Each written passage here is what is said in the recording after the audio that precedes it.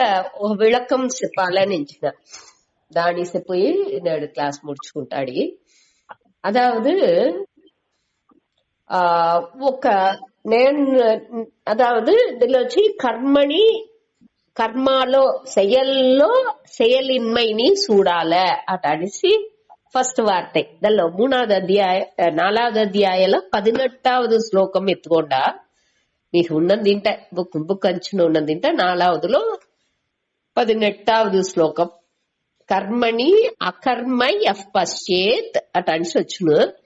ఆ కర్మలో செயலின்மைని చూడాల అనగా செயலின்மைలో செயల్ని చూడాలి. అది ఎట్టా చూసిందలోను అనే దాన్ని మన లైట్ గా దానిలో చూసాం.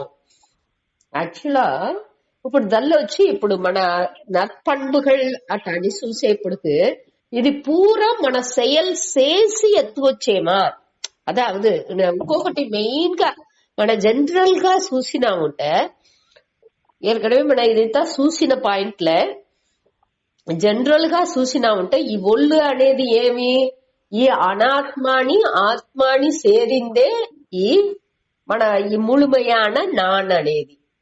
ఏ సత్సిత్ ఆనంద స్వరూపంగా ఉండే పరంపొరుల్ని దాంతో చిదాభాసన్ అనగా ఈ 3 శరీరం అన్ని సేరిందే అనాత్మగా ఉండే ఈ 3 శరీరం అన్ని సేరిందే ఈ ఒక ఉడల్ అనేది.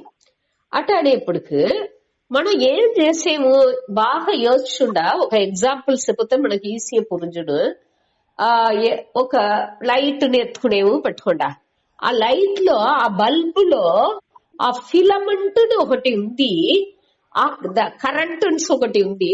ఆ కరెంట్ దానిలో వచ్చేప్పుడు ఆ ఫిలమెంట్ లో ఒక రియాక్షన్ అవి అక్కడ వచ్చి వెలిచం అనేది మన స్విచ్ వేసినా ఉంటే దానిలో కరెంట్ పాస్ అవి అక్కడ లైట్ అనేది ఆ వెలిచం అనేది ఉంటుంది. యాక్చువల్గా ఊరిగా ఆ స్విచ్ వెయ్యకుండా కరెంట్ పాస్ అవ్వబోతే అక్కడ వెలిచం అనేది లేదు. ఎప్పుడు అది వచ్చి నేచురల్ ప్రాసెస్. అక్కడ వచ్చి ఆ బల్బ్ వచ్చి ఈ రూమ్ కు వెలిచం ఇయ్యాలనేసి ఎంచేది లేదు. అది అట్ట ఎంచుతుందా?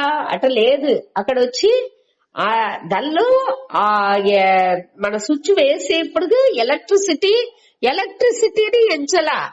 ఆ ఎలక్ట్రిసిటీ వచ్చి నేను ఈ రూమ్ కు వెళ్ళి చెయ్యబోయేది ఎలక్ట్రిసిటీ ఎంచలా, బల్బుని ఎంచలా. ఈ రెండు సేరేప్పటికి అక్కడ ఒక రియాక్షన్ అవి అక్కడ వెలిచం అనేది అవుతుంది. ఆ వెలిచానికి నేను ఈ రూముని నేను వెలిచ పడతా పోయేను అనే ఎన్నం దానికి దొరకదు. ఆ వెలిచం నేచురల్ గా వస్తుంది. ఆ నేచురల్ గా వచ్చే వెలిచాన్ని మనం యూజ్ చేసుకుంటున్నాము అంతే.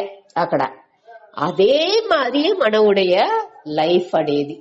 ఈ வாழ்க்கைలో మన ఆత్మ అనాత్మ ఈ చిత్త అనే ఉణర్వు మనకు రోగం వచ్చేప్పుడు చిదాభాసంగా అక్కడ ఇదవేప్పుడు మనకు ఆ ఉణర్వు మనవుடைய మనస్సు అనేది దృక్కుగా అది ఉరువవితుంది. అహంకారంగా అంతఃకరణలో ఆ చిదాభాసనుடைய ప్రతిబింబం వచ్చేప్పుడు అక్కడ ఆ ఉణర్వు అనేది వచ్చింది. ఆ దృక్ నాన్ అహంకారం ఇండివిజువాలిటీ అనేది ఫామ్ అవుతుంది. అప్పుడు వచ్చి అదావదు